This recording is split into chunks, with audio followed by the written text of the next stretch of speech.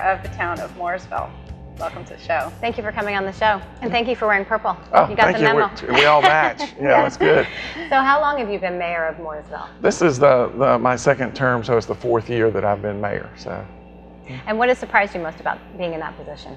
I think the amount of work there is for a supposedly part-time mayor to do. You know, in North Carolina, most of the towns are what they call council manager systems, where you employ a full-time town manager as the CEO, and then the mayor and the council provide policy direction. But it takes a lot of time.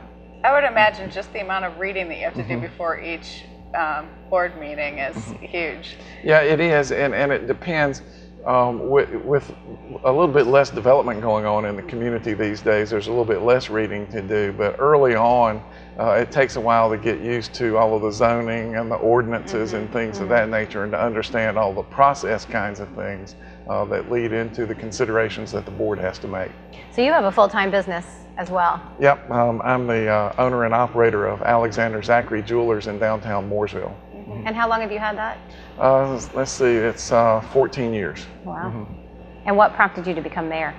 Well, actually, I had been on the school board and had been involved quite a bit in the Chamber of Commerce, and the previous mayor, Al Jones, had decided not to run again, and several people in the community came by and asked me would I consider running, and I told them, I said, sure.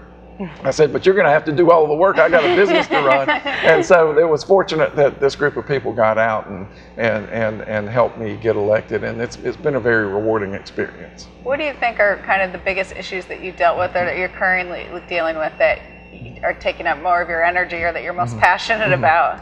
Well, the big issues right now are jobs and the general economy.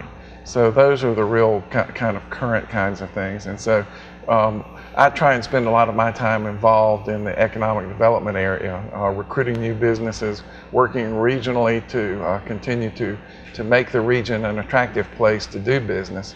And some of the things early on that were a challenge were related to the provision of water and sewer types of services, infrastructure to support growth in the community, and those are ongoing, and they actually fit into the whole job kind of thing, because you got to have the kind of services that industry wants and the people working there need to be able to attract them to the community. So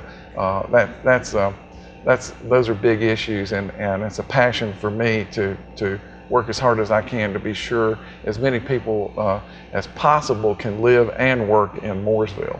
How's the tax revenue base been over the last couple of years? Is it held? We've seen fairly healthy increases over the past few years because of the general economy. The question, I guess, is what does the future hold? One of the really great things about Mooresville is because of our focus on economic development. Mooresville has been the top micropolitan economic development area selected by Site Selection magazine about 5 out of the past 6 years. So that's we've been very successful.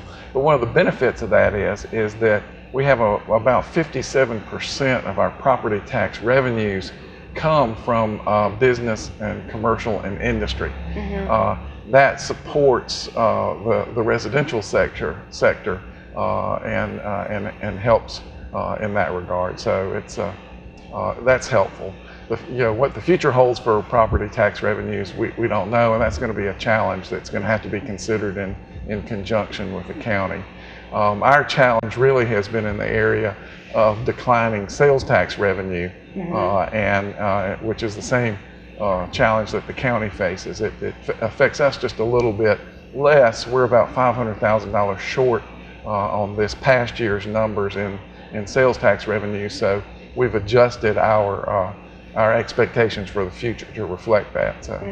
Now, what are some of the other big changes happening in Mooresville, though, that you're involved in and that you are going to be either positive or negative for the area? Well, I think, there's several big changes. We embarked, right after I became mayor, the board was determined to provide additional recreational opportunities for the community.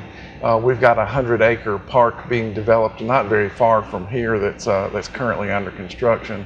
We have a skate park that's been finished.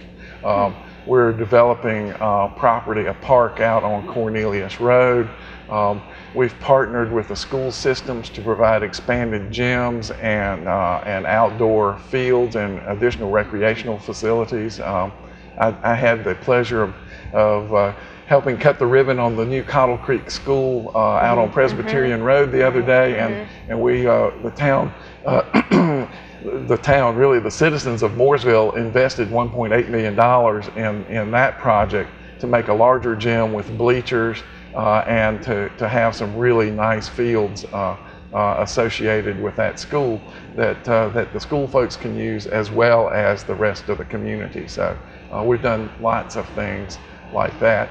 And we're currently cooperating with the YMCA on building a pocket park out there where the YMCA location is. You mean that big field that's right outside of the big right outside. It's really back down that dead-end road towards the back. Where there's be a little pocket park and some playground, and so we're in the design phase of that. I think Leathers is the name of the company that's going to be doing the design, and the Y folks are having a little kind of charrette out there to get some input on what the design should look like, and so that's a collaborative kind of thing. So we've been fortunate to be able to put our money with other people's money to help make a bigger impact for the citizens of Mooresville. So.